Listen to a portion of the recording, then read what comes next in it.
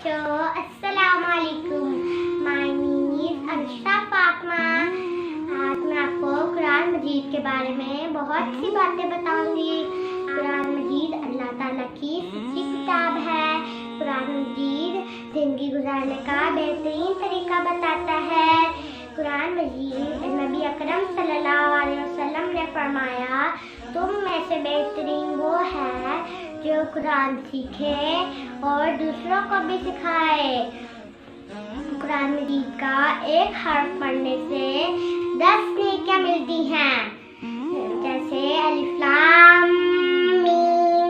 الف ایک لفظ ہے، لام 2 لفظ ہے اور میم 3 لفظ ہے. تو ہمیں کتنی نیکیاں ملیں؟ 30.